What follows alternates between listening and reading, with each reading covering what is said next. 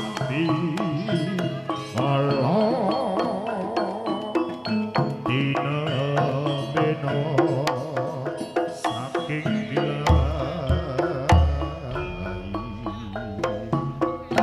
do Gusti kula nyuwun pangayoman dumateng kita sak rombongan Asril Wijaya putra nindakake kewajiban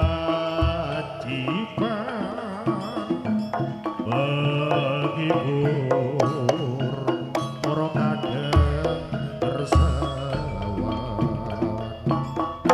duh Gusti engkang maha murah ingkang tansah parsa paring bebungan kita tansah aja lali manunggal nanging aja sami nabiya Asril Wijaya putra Asril Wijaya putra kalisa ing sambikala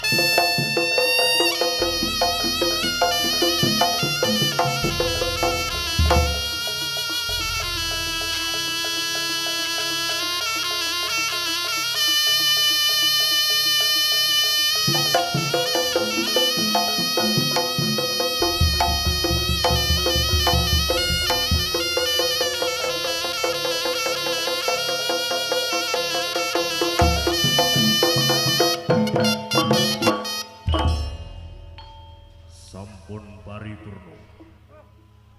Amirsani ngatur pamuja tumama gedeng tinipun sedayanipun saking sanggar pawujan.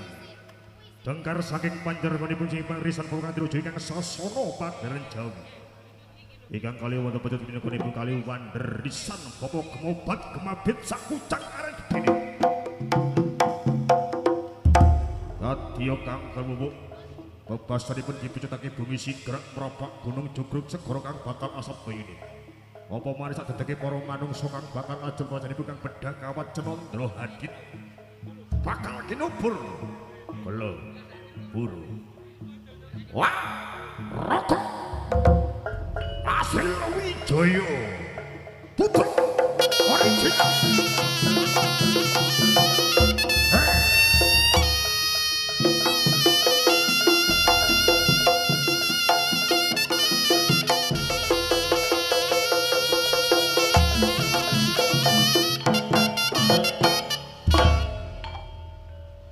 Swasana lan kahane muntengane glanggang tansaya endah ananti.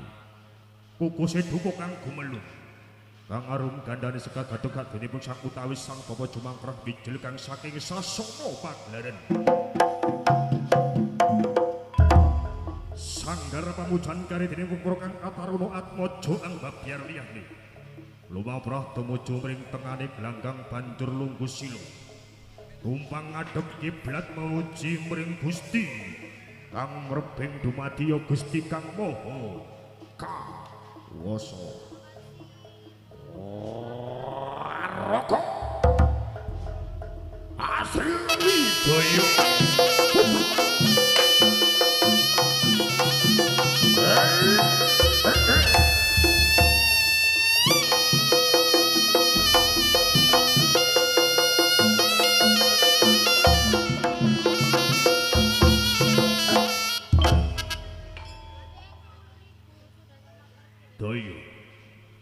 Daya kadilasane pecut desa mandiman lamonto kang dinata diobat awitake gemobat gemabit sakucang aren gedine.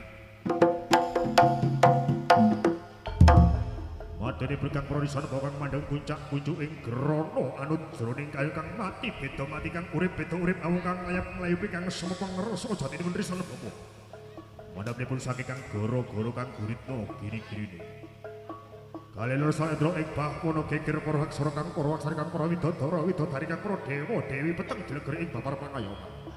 Mung kang kaya jebol lawang senopatang mung kawat cemendra hadit dinopur lo puro raka Asri Wijaya.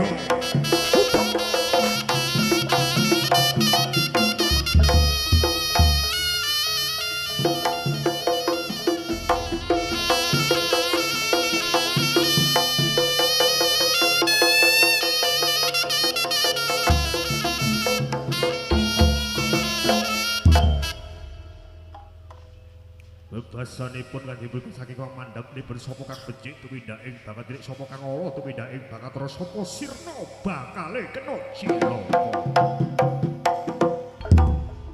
Bebasanipun westani netra batin netra ati hamung siji ya kang ana. Yaiku mring berganipun Gusti kang Maha Kawasa ya Gusti kang mrebeng dumadi sesanti. Memuji tansah den nalika kang salancar sugeng rahayu widodol amanipun sak mangke ngantos Bari Purna Asri Wijaya.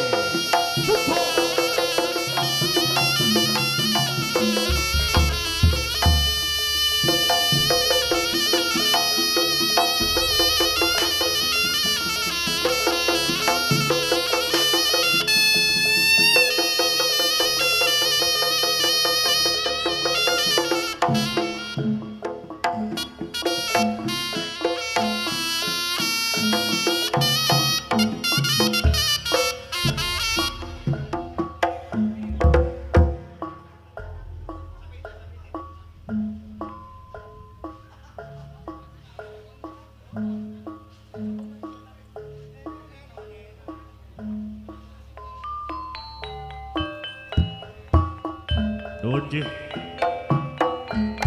Terakan Bismillahirrahmanirrahim.